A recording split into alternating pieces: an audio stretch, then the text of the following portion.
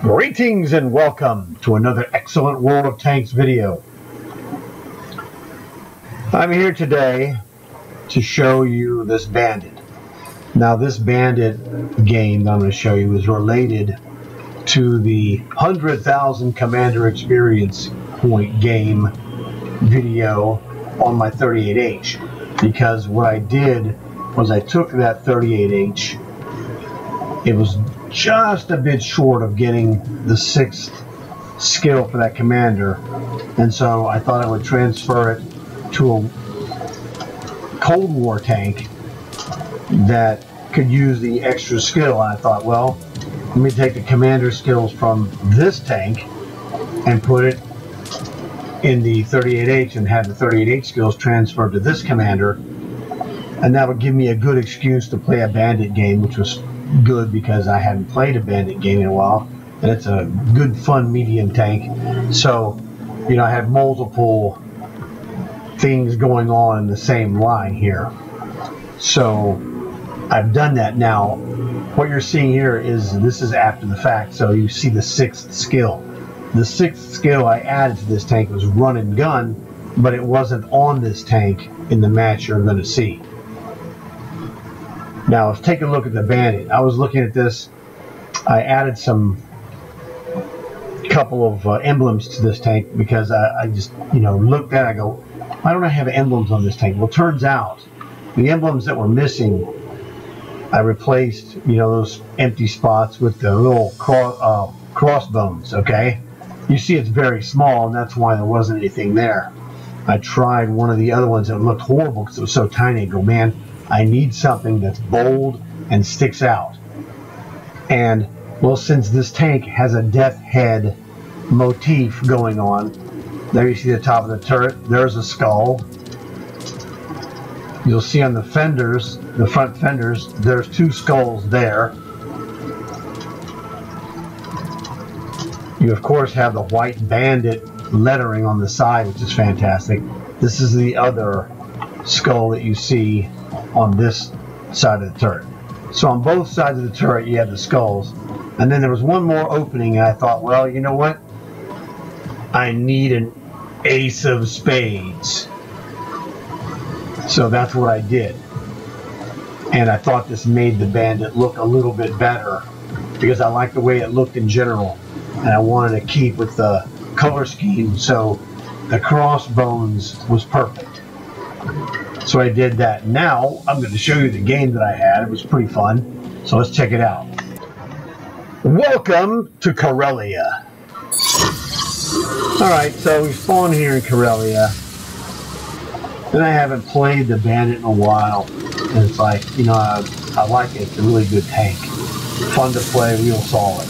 So I thought, well, what I'm going to do is I started here. I'm going to do the proven method of going to Alpha 1. This is a good place to get engagements, you know, and have a good early match encounter.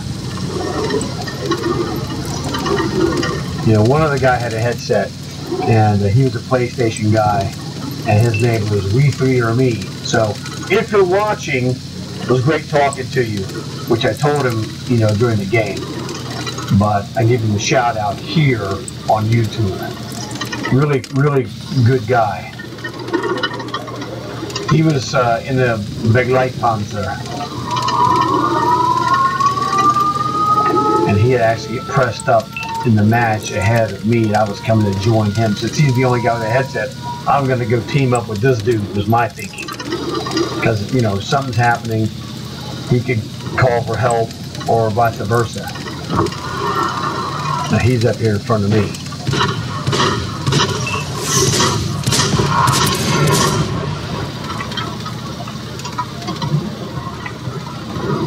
I'm trying to get, you know, on this guy that's in this area. There's a light tank. Another freak. Bandit was a really good season pass tank. I think, if I remember correctly, it was a stage 100 tank.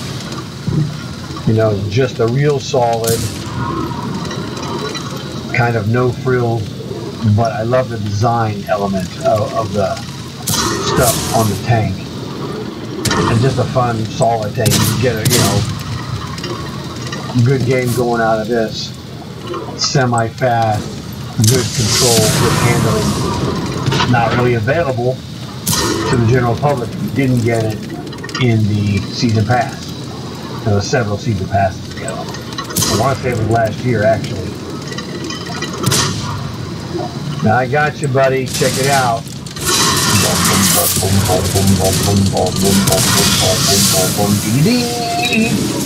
Got it. Pressing forward to the base. It was like, you know what? We have an opportunity to press this base and force guys to come back, possibly getting an advantageous shot selection on them as they return. So that's what I was doing. It wasn't specifically to capture the base. If we capture, we captured. If we don't, we don't. But it's the threat of capture that I wanted them to come to me. Unfortunately, that guy let them kill him. Not too smart.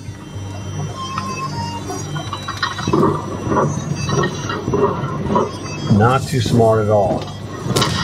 Well, notice I'm hiding-ish behind the pillbox entry. I got high ground. That guy had high ground too, but he needed to back off. He got smashed. But we're winning. We're up by 2. Like to keep this, possibility of scoring. But our guys just really weren't that smart overall. Here comes that tank destroyer.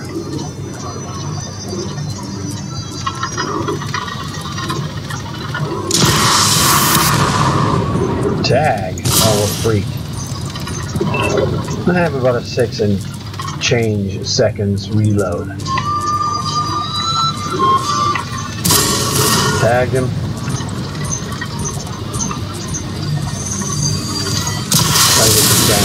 I was like, I tried to angle my armor enough to deflect his shot, but I failed, so it's okay. We're still up by 2. So it's no big deal. This is the Rakuten Jagdpanzer II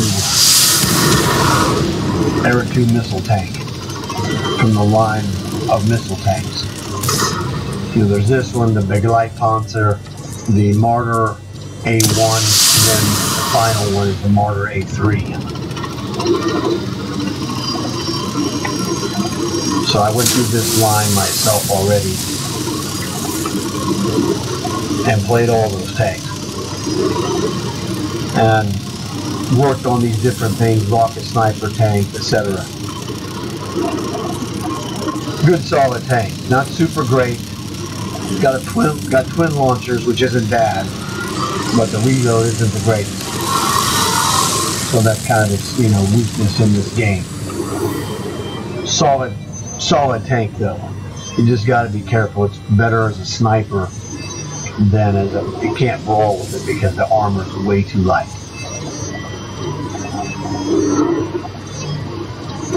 The Marder A1, the Begleitpanzer, and also the Marder A3 all have secondary guns. This one has rockets only. Yes. So we got that one. No problem. Well played. Now that guy who got MVP was in all the same tank. Or it might have been the same guy actually. Rockets in the Jagdpanzer 2 auf Deutsch in German. That's what that is. That's what those letters mean. RAK, Rakuten, PZ, PJZ. I'm sorry, JPZ, Jagdpanzer. Hunting armor is what it is. So it means rocket hunting armor in the German structure, which is,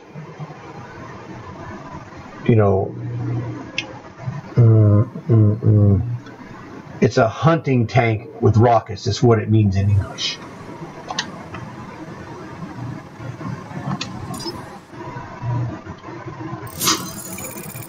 Here we are at the end of game screen. You know, I had a pretty, average-ish game. Real solid, nothing spectacular. Made 50,000 silver.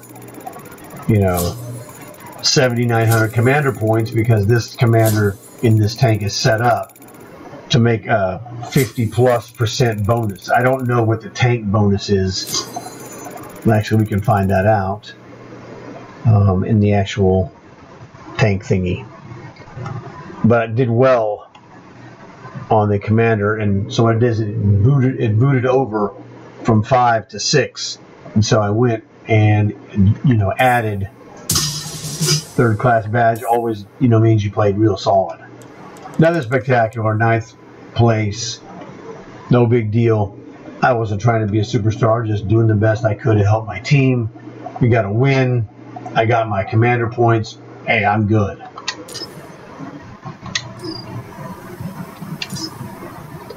Let's take a look and see what kind of commander bonus we have in this tank. It's going to be 10% or more.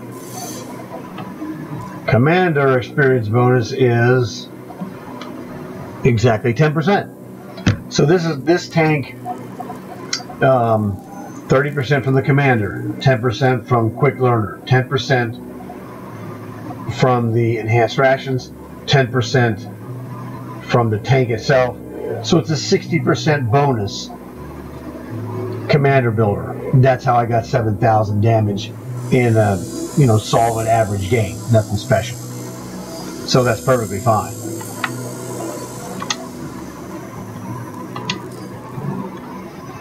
So fun tank, one that's good to play. Like I said, I haven't played it. I've been working on rocket sniper tank series, and I needed something cool to play, reasonable, something that was going to be fun.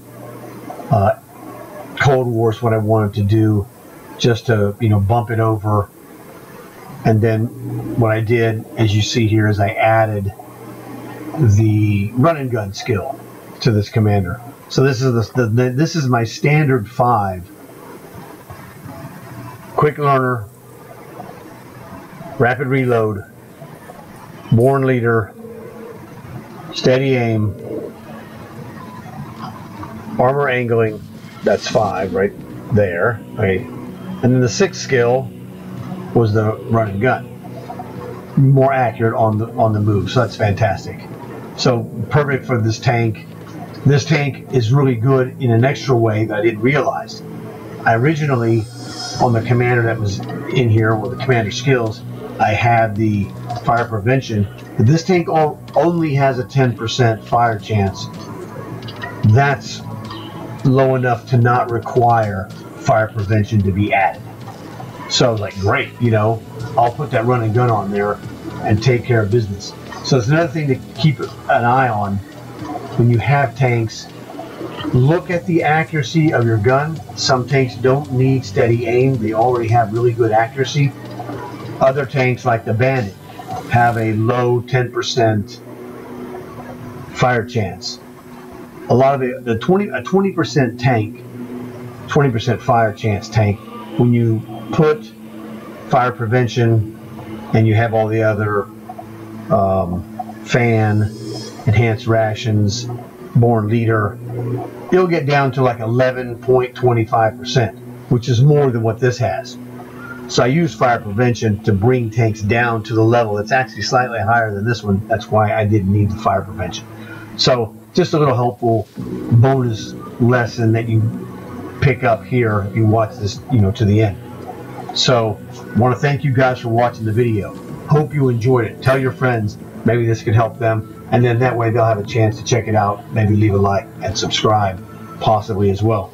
So check out my rocket sniper tank series of videos. It'll be pretty helpful to you if you have tanks like that Rakuten Panzer 2 or the Bagel Panzer, which we call the Bagel Panzer.